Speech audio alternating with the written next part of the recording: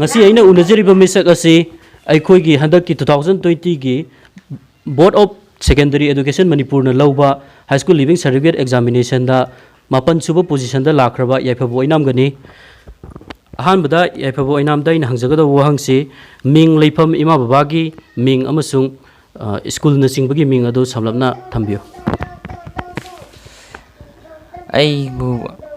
aina pokhiba lamdamji Kangsui Mapalni aduga aigi ipagi mingna oinam santi kaujai imagi mingna oinam ongmi tharnai sabi kawi aiji aseng waidi aini het gyan tarakpa chahi ani adwai surukpadagi di babona dum yokre khoi aigi het yete pham biriba akhoi imabona dum yokre aiji ahanba class nursery primary budi akhoi gi anakpada leba ideal academic kumbida class nursery primary tamakle aduga class olakpa class 1 dagina 10 baujina samle school da tamukni yam nuaije ngasi sumaina metric ki exam asida mapan suba position da lakpa sida puning da kari phaubi bage aseng waiba taagadi yam nungai hai tare okay ki exam asida tongan tongan ba subject sing da phangiba mark sing adu su tentakna mayam khangmina na ba ta haibi aina phangiba mark si English tana 91 ne mathematics tana 94 maths tana 93 social science tana 95 thang ta tana 99 yam nungai jai khwaidagi mark wangba subject si thang ta na oire aduga all Manipur gi thang ta subject ki oina subject topper su oire 99 mark phangduna subject topper oire mark se yam wange aduga mathangda ya labana ngasi gi phim asi yorokpada phangkhiba achievement asi phanglakpada kana kana da credit pibi ningbage credit chi aham daina akhoi gi ai het yet phamiba babokta first priority piningi mathangda ai gi pokpiriba imai pa akhoi gi imung manung mama mamhan mamton ade aibu takpiriba akhoi school gi oja sing sar yaphaba sawainau akhoi aina coaching chat khiba aduda thengnar ko oja sing ke yam noi je aduga mathangi wahang asina yaphaba na ngasi gi phangliba achievement asi phanglaknaba yoraknaba honarakpada thengnar khiba awan nungai khara adu pawdambi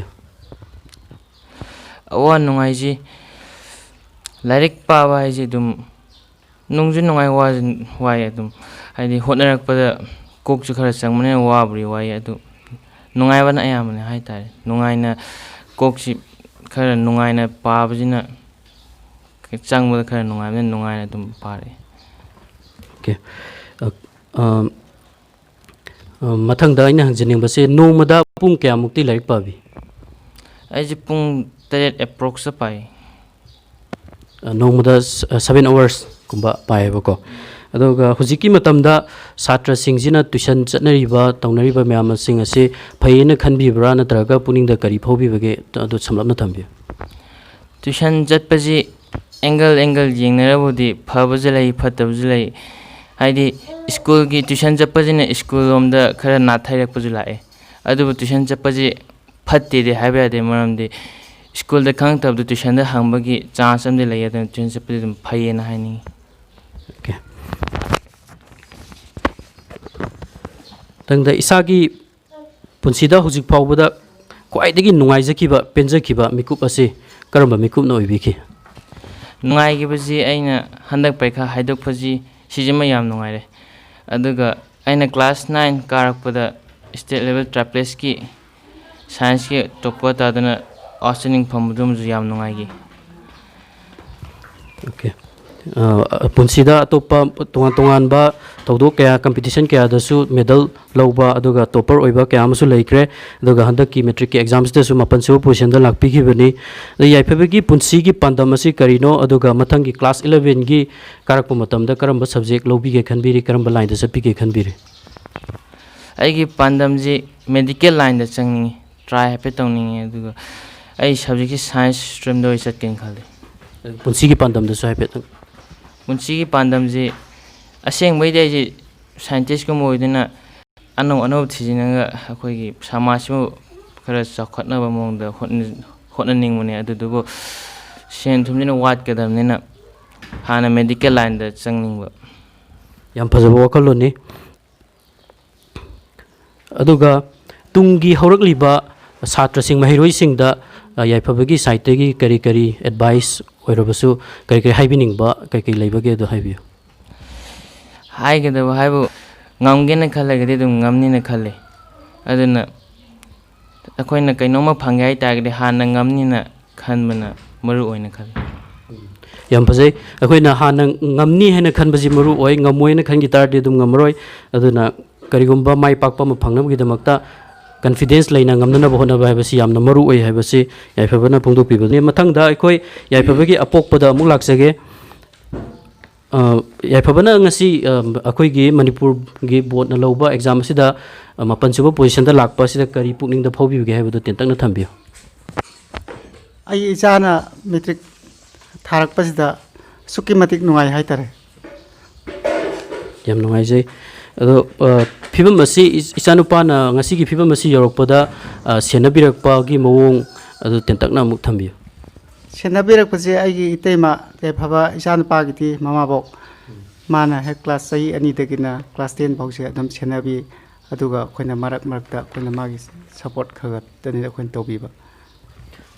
ꯌꯥꯏꯐꯕꯅ ꯉꯁꯤꯒꯤ ꯐꯤꯕꯝ ꯑꯁꯤ ꯌꯧꯔꯛꯄꯗ ꯃꯕꯣꯛꯀꯤ ꯌꯥꯝ ꯆꯥꯎꯕ role ꯑꯃꯁꯨ ꯂꯩ ꯍꯥꯏꯅ ꯇꯥꯛꯄꯤꯔꯤ.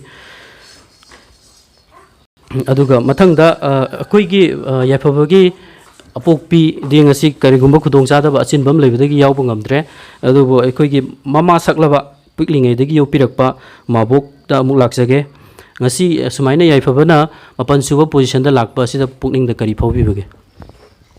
ꯑꯁꯨꯛꯀꯤ ꯃꯇꯤꯛ ꯅꯨꯡꯉꯥꯏ. ꯑꯩꯒꯤ ꯏꯆꯥ ꯏꯅꯥꯎꯅꯨꯄꯤꯒꯤ ꯏꯆꯥ ꯌꯥꯏꯐꯕꯅ ꯉꯁꯤ ꯃꯦꯇ꯭ꯔꯤꯛꯀꯤ 9 ꯄꯣꯖꯤꯁꯟꯗ ꯌꯥꯎꯔꯛꯄꯁꯤꯗ ꯑꯩ ꯍꯔꯥꯎꯃꯟꯈꯤꯗꯅ ꯑꯩ ꯃꯤꯠꯇꯒꯤ ꯄꯤ ꯇꯥꯈꯤꯕ ꯈꯪꯍꯧꯗꯦ. ꯑꯩꯅ ꯃꯥꯕꯨ ꯃꯤ ꯑꯣꯏꯅꯕ ꯁꯦꯝꯃꯛꯄꯗ ꯋꯥꯈꯤꯕ ꯈꯥꯡꯉꯛꯈꯤꯕ ꯑꯋꯥꯕ ꯀꯌꯥ ꯉꯁꯤꯗꯤ ꯄꯨꯡꯀꯣꯛ ꯀꯣꯛꯇꯅ ꯑꯩꯁꯦ ꯌꯥꯝ ꯅꯨꯡꯉꯥꯏꯕ ꯃꯤꯀꯨꯞ ꯑꯃ ꯍꯥꯏꯕꯗꯣ ꯑꯣꯏꯈꯤ. ꯌꯥꯝ ꯅꯨꯡꯉꯥꯏꯖꯩ. ꯌꯥꯝꯅ ꯍꯔꯥꯎꯕ ꯐꯥꯎꯕꯤꯔꯝꯒꯅꯤ. ꯑꯩꯈꯣꯏꯁꯨ ꯑꯗꯨꯝ ꯍꯔꯥꯎꯖꯩ. ꯑꯗꯨꯒ ꯑꯄꯣꯛꯄꯤ ꯃꯃꯥ ꯑꯃꯒꯤ ꯊꯧꯗꯥꯡ ꯈꯨꯗꯤꯡꯃꯛ ꯑꯗꯨ ꯌꯥꯏꯐꯕꯒꯤ ꯃꯕꯣꯛꯅ ꯂꯧꯗꯨꯅ ꯂꯥꯛꯄꯤꯔꯕꯅꯤ. ꯃꯥꯕꯨ ꯁꯦꯟꯅꯕꯤꯔꯛꯄ, ꯃꯥꯕꯨ ꯄꯤꯛꯂꯤꯉꯩꯗꯒꯤ ꯐꯤꯕꯝ ꯑꯁꯤ ꯌꯧꯔꯛꯅꯕ ꯍꯣꯠꯅꯔꯛꯄꯗ ꯀꯔꯤ ꯀꯔꯤ ꯇꯧꯕꯤꯔꯛꯈꯤꯕ ꯑꯗꯨ ꯍꯥꯏꯐꯦꯠꯇꯪ ꯁꯝꯂꯞꯅ ꯊꯝꯕꯤꯌꯨ. ꯁꯤ ꯁꯦꯡꯅ ꯍꯥꯏꯔꯒꯗꯤ ꯑꯩꯅ ꯃꯥꯁꯤ ꯆꯍꯤ 2ꯗꯒꯤ ꯌꯣꯜꯂꯛꯄꯁꯤꯅ ꯃꯥꯒꯤ ꯁ꯭ꯀꯨꯂꯤꯡ ꯐꯥꯔꯁ ꯁ꯭ꯀꯨꯂꯤꯡ ꯅꯔꯁꯔꯤ ꯇꯝꯕ ꯐꯥꯎꯁꯤꯗ ꯑꯩꯅ ꯃꯥꯕꯨ ꯆꯦꯛꯁꯤꯟꯅ ꯌꯣꯜꯂꯒ ꯃꯤ ꯑꯃ ꯑꯣꯏꯗꯕ ꯌꯥꯗꯦ ꯍꯥꯏꯕꯒꯤ ꯍꯥꯏꯗꯤ ꯑꯩꯅ ꯌꯣꯛꯑꯕ ꯏꯆꯥꯅꯤꯅ ꯑꯩꯒꯤ ꯏꯆꯥ ꯁꯛꯅ ꯑꯩꯅ ꯃꯥꯕꯨ ꯑꯁꯨꯛꯀꯤ ꯃꯇꯤꯛ ꯆꯦꯛꯁꯤꯟꯅ ꯌꯣꯛꯆꯔꯛꯏ. ꯑꯥꯏꯗꯤꯌꯦꯜꯁꯤꯗ ꯃꯥꯅ ꯐꯥꯔꯁ ꯁ꯭ꯀꯨꯂꯤꯡꯁꯤꯗ ꯑꯥꯏꯗꯤꯌꯦꯜ ꯑꯦꯀꯥꯗꯃꯤ ꯇꯥꯃꯣ ꯐꯥꯎꯟꯗꯔ ꯇꯥꯃꯣ ꯅꯤꯃꯥꯏꯅ ꯂꯤꯡꯈꯠꯂꯤꯕ ꯑꯥꯏꯗꯤꯌꯦꯜ ꯑꯦꯀꯥꯗꯃꯤꯁꯤꯗ ꯑꯩ ꯃꯥꯁꯤ ꯅꯔꯁꯔꯤ ꯐꯥꯔꯁ ꯊꯥꯏ. ꯁꯤꯗꯁꯨ ꯃꯥꯁꯦ ꯏꯍꯥꯟ ꯍꯥꯟꯕ ꯑꯣꯏꯅ ꯃꯥꯁꯤ ꯒꯣꯜ ꯃꯦꯗꯜ ꯐꯪꯉꯤ. ꯀꯦꯁ ꯄ꯭ꯔꯥꯏꯖꯁꯨ ꯌꯥꯎꯏ. ꯃꯗꯨꯗꯁꯨ ꯑꯃꯨꯛꯀ ꯍꯦꯟꯅ ꯑꯩꯁꯦ ꯍꯔꯥꯎꯕ ꯅꯨꯡꯉꯥꯏꯖꯩ. ꯑꯗꯨꯅ ꯃꯇꯨꯡ ꯇꯥꯕꯗꯁꯨ ꯑꯁꯤ ꯃꯤ ꯑꯣꯏꯅꯕ ꯁꯦꯝꯗꯕ ꯌꯥꯗꯦ ꯍꯥꯏꯕꯒꯤ ꯋꯥꯈꯜꯂꯣꯟꯁꯦ ꯁꯤꯗꯒꯤ ꯍꯧꯈꯤ ꯑꯩꯁꯦ. ꯑꯗꯨꯅ ꯄ꯭ꯔꯥꯏꯃꯥꯔꯤ ꯐꯥꯎꯁꯤꯗ ꯇꯝꯃꯝꯃꯤ. ꯑꯗꯨꯒ ꯃꯥꯒꯤ ꯐꯥꯔꯁ ꯑꯦꯆꯤꯞꯃꯦꯟ ꯐꯪꯕꯁꯤꯗ ꯑꯩꯅ ꯑꯥꯏꯗꯤꯌꯦꯜ ꯑꯦꯀꯥꯗꯃꯤꯒꯤ ꯐꯥꯎꯟꯗꯔ ꯇꯥꯃꯣ ꯅꯤꯃꯥꯏꯕꯨ ꯃꯉꯣꯟꯗꯁꯨ ꯃꯥꯒꯤ ꯇꯧꯕꯤꯃꯜ ꯈꯪꯕ ꯎꯠꯆꯔꯤ. ꯃꯉꯣꯟꯗꯒꯤ ꯃꯥꯒꯤ ꯁ꯭ꯀꯨꯜꯗꯒꯤ ꯑꯍꯥꯟꯕ ꯐꯪꯈꯤꯕꯅꯤꯅ ꯃꯇꯨꯡ ꯀ꯭ꯂꯥꯁ 1ꯗꯒꯤ ꯃꯥꯁꯦ ꯁꯝꯕꯂꯩꯗ ꯍꯣꯡꯉꯛꯏ. ꯀ꯭ꯂꯥꯁ 1ꯗꯒꯤ ꯁꯝꯕꯂꯩ ꯁꯦꯛꯄꯤꯜ ꯁ꯭ꯀꯨꯜ ꯋꯥꯔꯜ ꯔꯦꯀꯣꯔꯠ ꯍꯣꯜꯗꯔ ꯇꯥꯃꯣ ꯀꯦꯟꯗ꯭ꯔꯅ ꯂꯤꯡꯈꯠꯄ ꯁꯝꯕꯂꯩ ꯁꯦꯛꯄꯤꯜ ꯁ꯭ꯀꯨꯜꯗꯒꯤ ꯃꯥꯁꯦ ꯀ꯭ꯂꯥꯁ 1ꯗꯒꯤꯅ 10 ꯐꯥꯎꯁꯦ ꯑꯗꯨꯗ ꯃꯌꯥꯝ ꯑꯣꯖꯥꯁꯤꯡ ꯑꯃꯗꯤ ꯇꯥꯃꯣ ꯑꯩꯈꯣꯏꯅ ꯀꯟꯅ ꯍꯣꯠꯅꯕꯤꯗꯨꯅ ꯃꯥꯁꯦ ꯍꯟꯗꯛ ꯂꯥꯛꯏꯕ ꯊꯥꯈ꯭ꯔꯤꯕ ꯀ꯭ꯂꯥꯁ 10ꯒꯤꯁꯤꯗ ꯃꯥꯁꯤ 9 ꯄꯣꯖꯤꯁꯟꯗ ꯂꯥꯛꯑꯦ. ꯑꯣꯜ ꯃꯅꯤꯄꯨꯔ ꯑꯣꯏꯅ 9 ꯄꯣꯖꯤꯁꯟ ꯂꯥꯛꯑꯦ. ꯑꯗꯨꯒꯤ ꯃꯊꯛꯇ ꯊꯥꯡ ꯇꯥꯗꯁꯨ ꯑꯃꯨꯛ ꯃꯥꯁꯦ ꯇꯣꯞꯄꯔ ꯑꯣꯏꯗꯨꯅ ꯃꯥꯁꯦ ꯈ꯭ꯋꯥꯏꯗꯒꯤ ꯋꯥꯡꯅ ꯐꯪꯕ ꯃꯥꯔꯛ ꯐꯪꯕ ꯁꯥꯇ꯭ꯔ ꯑꯃ ꯑꯣꯏꯈ꯭ꯔꯦ.